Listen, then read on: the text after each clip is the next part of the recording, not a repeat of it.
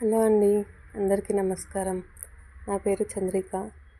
ఇది నా ఛానల్లో వచ్చేసి సెకండ్ వ్లాగ్. ఈ వ్లాగ్ వచ్చేసి ఏంటంటే మా పాప స్కూల్లో బతుకమ్మ సెలబ్రేషన్స్ ఉన్నాయి. సో దానికోసం నేను ఫస్ట్ టైం బతుకమ్మని పేర్చాను. అండ్ ఇంకోటి ఏంటంటే ఈ ఛానల్ నేను ఎందుకు స్టార్ట్ చేశాను అనే దాని గురించి కూడా ఎక్స్ప్లెయిన్ చేస్తాను. ప్లీజ్ నా ఛానల్ని సబ్స్క్రైబ్ చేయండి అండ్ నాకు సపోర్ట్ చేయండి.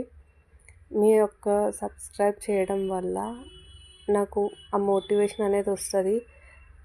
సో నేను ఏదైతే చేయాలనుకుంటున్నానో అది నేను చేయగలుగుతాను. ప్లీజ్ నా ఛానల్ని సబ్స్క్రైబ్ చేయండి, ఒక లైక్ చేయండి, వీలైతే షేర్ చేసేయండి. అండ్ ఇప్పుడు రీజన్ ఏంటంటే కొన్ని సందర్భాల్లో నేను డిప్రెషన్లోకి వెళ్ళిపోతున్నా. నాకే కాదు, పెళ్ళైన ప్రతి అమ్మాయి ఫేస్ చేసే సిచ్యువేషన్ ఇది. మనం ఎంత చేసినా లాస్ట్కి ఏమీ చేయలేదు అనే మాటకు వస్తుంది. ఎన్ని గొడవలైనా ఏమైనా అవే మాటలు అంటారు, అవే ఉంటాయి. ప్రతి ఒక్కరు ఫేస్ చేసే ప్రాబ్లమే ఇది. సో ఏంటంటే ఎవరికి చెప్పినా పట్టించుకోకు, అడ్జస్ట్ అవ్వు అంటారు. కానీ నా ఉద్దేశం అయితే అడ్జస్ట్ అవ్వడం అనేది లైఫ్ కాదు. నన్ను నేను హ్యాపీగా ఉండాలంటే అడ్జస్ట్ అవ్వడం కాదు లైఫ్. అసలుకి పెళ్ళికి ముందు అయితే అసలుకి అడ్జస్ట్మెంట్ అనేది ఏందో కూడా తెలియదు నాకు. హ్యాపీగా ఉన్నా. వన్స్ పెళ్ళైనాక ప్రతిదీ అడ్జస్ట్ అవ్వాలి, ప్రతి దాంట్లో అడ్జస్ట్మెంట్ అనేది ఉంటుంది. ఒక ఫ్యామిలీలో అన్నిటికన్నీ ఉండి అన్నీ హ్యాపీగా ఉండి అడ్జస్ట్మెంట్ అంటే ఏందో కూడా తెలియని ఫ్యామిలీ నుండి వచ్చిన దాన్ని ఇప్పుడు ఒక దగ్గరికి వచ్చి అడ్జస్ట్ అవ్వాలి అంటే అక్కడ నాకు హ్యాపీనెస్ అనేది కనిపిస్తలేదు. నన్ను నేను హ్యాపీగా ఉంచుకోవాలి. అండ్ నాకు 2 పిల్లలు ఉన్నారు. ఆ పిల్లలు కూడా రేపు ఫ్యూచర్లో వాళ్ళకంటూ నేను ఏదో ఒకటి చెయ్యాలి, వాళ్ళు నేను హ్యాపీగా ఉంచాలంటే ఫస్ట్ నేను హ్యాపీగా ఉండాలి. అడ్జస్ట్ అవ్వడం కాదు, హ్యాపీగా ఉండాలి అన్న ఆలోచనతో ఈ ఛానల్ స్టార్ట్ చేశాను. ఏంటంటే ఈ ఛానల్ పెట్టడం వల్ల ఏదో ఒకటి చెయ్యాలి అన్న థాట్కి వెళ్ళిపోతుంది మైండ్. ఓకే, నేను ఈరోజు ఏదో ఒక కంటెంట్ క్రియేట్ చేయాలి అన్న ఆలోచనతో ఉంటా. అదే ఏం చేయకుండా సైలెంట్గా ఉన్నాననుకో, ఏదో నన్ను నేను హర్ట్ చేసుకోవడం, ఏదో ఒకటి చేసుకోవాలనిపిస్తుంది. సో అట్లా కాకుండా రేపు పొద్దున నా పిల్లల్ని మంచిగా చూసుకోవాలన్నా, నా హస్బెండ్ని మంచిగా చూసుకోవాలన్నా నన్ను నేను మోటివేట్ చేసుకోవాలి ఫస్ట్. అండ్ నాకు నేనే సపోర్ట్ ఉండాలి. మనకు వచ్చి ఎవరు సపోర్ట్ చేయరు ఈడ. మనమే సపోర్ట్ ఉండాలి అన్న ఆలోచనతో ఒక సపోర్ట్ లేకుండా ఏ విషయమైనా పెళ్ళికి ముందైతే అన్నీ నాకు నేనే చేసుకున్న, అన్నీ కాలేజ్ చూసుకోవడం కానీ జాబ్ చూసుకోవడం కానీ అన్నీ నేనే చూసుకున్నాను. కానీ వన్స్ పెళ్ళాక అన్నీ డిపెండ్ అవ్వాల్సి వస్తుంది. ఇప్పుడు నేను బయటికి వెళ్ళి జాబ్ చేసే సిచ్యువేషన్లో కూడా లేను. ఎందుకంటే నాకు 2 చిన్న పిల్లలు ఉన్నారు. వాళ్ళని వదిలేసి మళ్ళీ జాబ్ చేయాలి అంటే వర్క్ ఫ్రమ్ హోమ్ చేయాలనుకున్నా కూడా ఇట్లా ఇంట్లో కూర్చొని వర్క్ ఫ్రమ్ హోమ్ చేసి అటు పిల్లల్ని చూసుకొని ఇటు ఇంట్లో సంసారం చేయాలంటే మస్తు కష్టమవుతుంది. నాకే కాదు, వర్క్ ఫ్రమ్ హోమ్ చేసే ప్రతి ఒక్కరికి కూడా అదే ప్రాబ్లం ఉంటుంది. కానీ ఇంట్లో పిల్లల్ని చూసుకునే వాళ్ళు పెద్దవాళ్ళు ఉంటే గిట్లా మేనేజ్ చేసుకోవచ్చు. కానీ ఇప్పుడు వాళ్ళే జాబ్కి వెళ్తే గిట్లా మనం పిల్లల్ని ఎవరికైనా వదిలేస్తాం.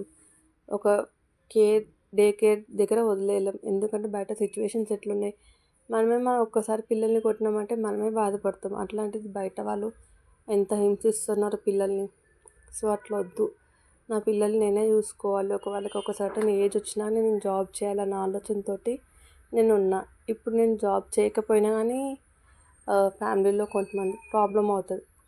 ఎందుకు ఏంది ఇంతగానం చదువుకున్నావు, జాబ్ చేయవా, అది ఇది అంటారు. కానీ నా పిల్లల్ని ఎవరు చూసుకుంటారు ఫస్ట్ అది ఆలోచించరు.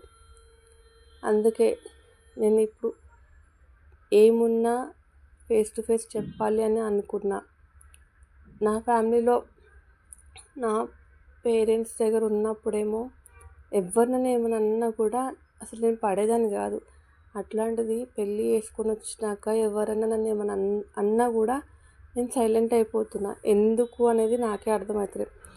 ఓకే, అట్లా సిచ్యువేషన్ వస్తుందేమో, ప్రతి అమ్మాయికి కూడా అదే సిచ్యువేషన్ ఉంది అనుకుంటున్నాను నేనైతే.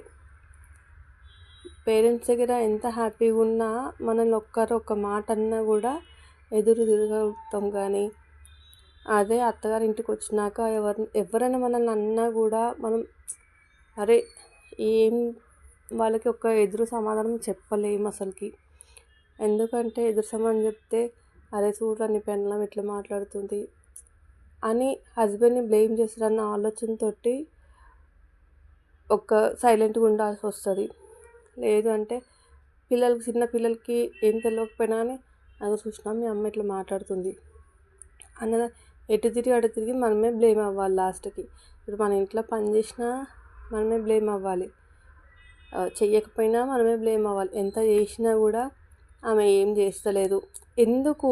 ఇప్పుడు నీ ఇంట్లో ఉన్న కోడలికి చెప్పలేని స్టేజ్లో ఉంటారు వాళ్ళు. అదే మాట బయట పోయి చెప్తారు.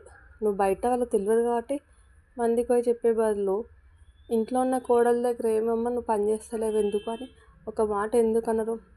ఎందుకంటే ఇంట్లో కోడలు పని చేస్తుంది అన్న విషయం వాళ్ళకి కూడా తెలుసు. బయట వాళ్ళకి తెలియదు కాబట్టి పోయి బయట వాళ్ళ దగ్గర చెప్తారు. సో వీళ్ళకి ఏంటంటే వాళ్ళు అటు తిరిగి వచ్చి మనకే చెప్తారు లాస్ట్కి.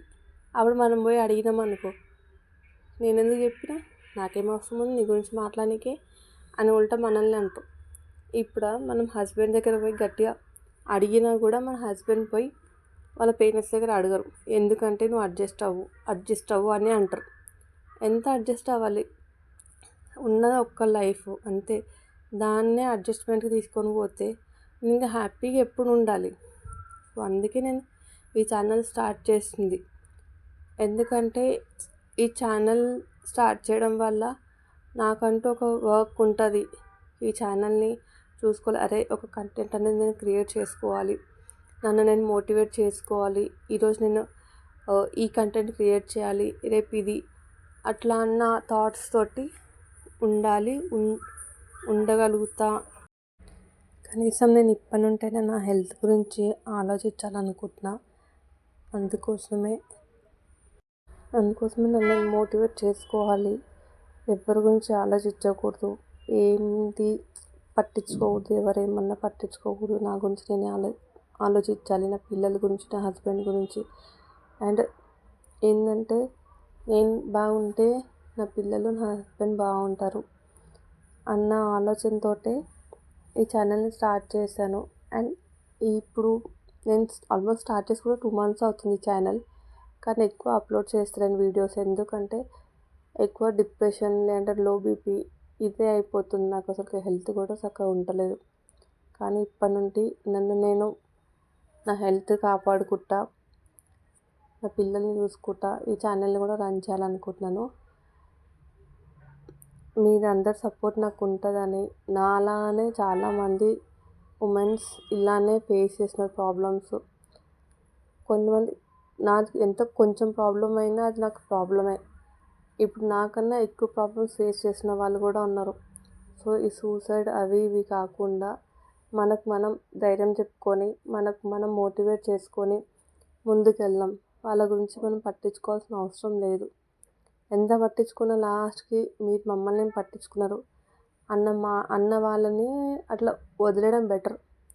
నేనైతే లాస్ట్ ఫ్యూ వీక్స్ నుండి అదే అనుకున్నా, ఎవరి గురించి ఆలోచించకూడదు, నా గురించి, నా పిల్లల గురించి. ఫస్ట్ నా పిల్లల గురించి ఆలోచించాలి, నేను బాగుంటే నా పిల్లలు బాగుంటారు అన్న థాట్ తోటే ఉన్నాను. Thank you so much.